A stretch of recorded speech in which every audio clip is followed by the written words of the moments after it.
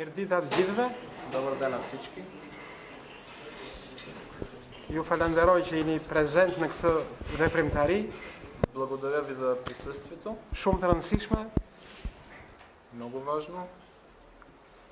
I nderuar Zoti ambasador Уважаеми господин посланник i Republikës Bullgarisë në Shqipëri, на Република България в Република Албания, të nderuar profesor уважаеми të преподаватели Universitetit të Sofjës, на Софийския университет, gjithashtu dhe punonjës të Institutit të Kulturës Bullgare, така и me qendër në Sofje, така и служители на Исторически институт в България, të nderuar kolegë, miq e të ftuar. уважаеми колеги, приятели и присъстващи.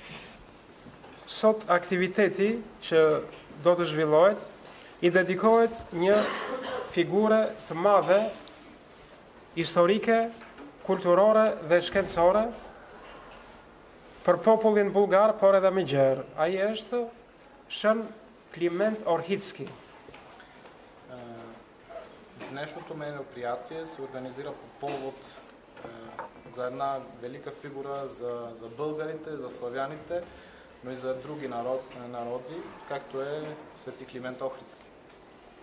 Këtë emër mban dhe Universiteti i Sofjes, Kliment Orhidski, me cilin ne kemi patur bashkëpunim dhe vazhdojmë të kemi një bashkëpunim shumë të shëndetshëm, shumë të frytshëm. С Софийския университет Свети Климент Охридски, Корчевския университет има много хубави взаимоотношения.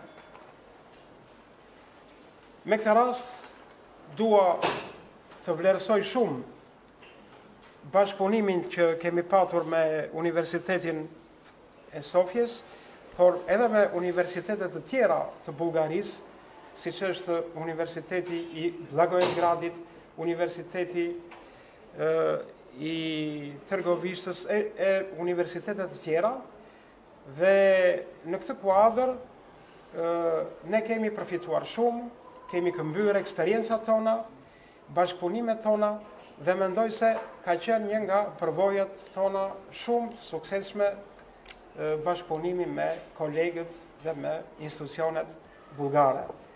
Ценим много взаимоотношенията с Софийския университет, така и с Югозападния и с Великотърновския.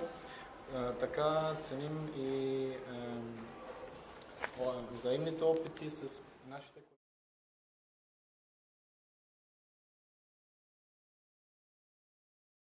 Добре.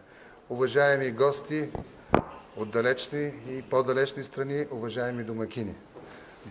Të nderuar pjesëmarrës, të nderuar profesorët të Parlamentit Bullgar, të nderuar mipritës dhe të ftuar nga vendet e afërta dhe të largëta. Блажен мъж, записан на територията на тези земи, в които в момента се намираме. Shkruar në tokat ku tashmë ndodhemi, shkruar në tokat shqiptare. И елици. Пак от Климент Охридски? Елици? Не. То си е от Петър Динев. Ага, окей. Как ви препочвам?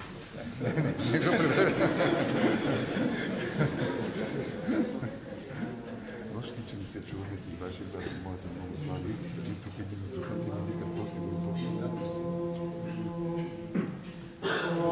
Обеси наставил еси язики веру Божию, дели возвисил еси себе преблажене, божествене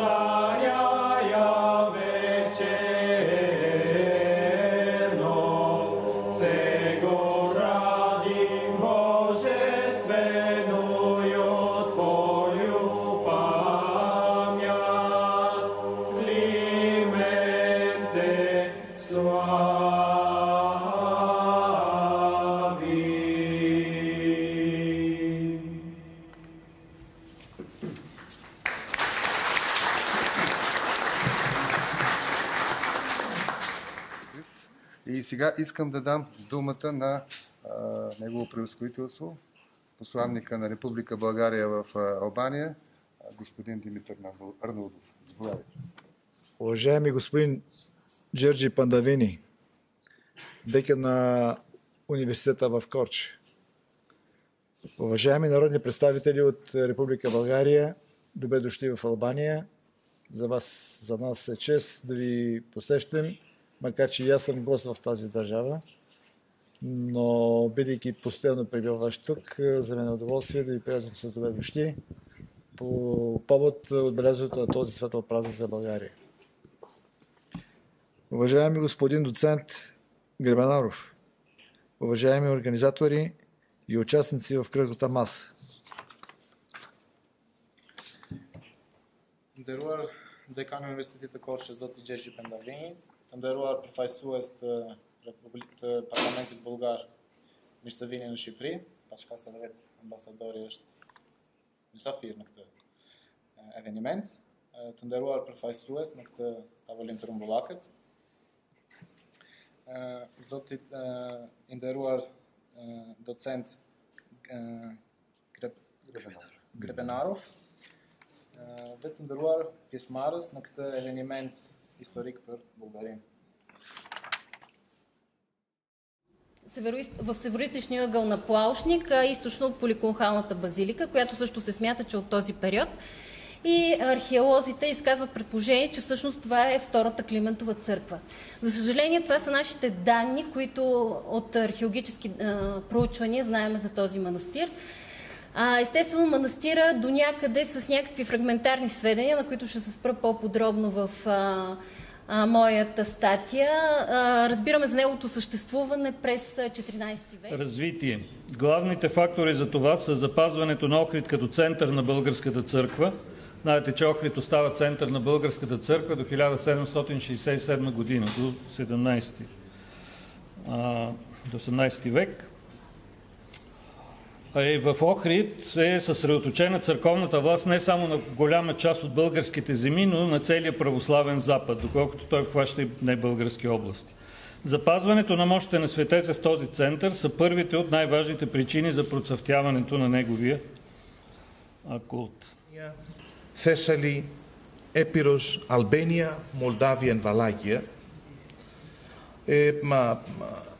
I could use the years of Andreas Papa, son of Ioannis Papa, possibly connected to each other, from Elbasan or from Berat, who sponsored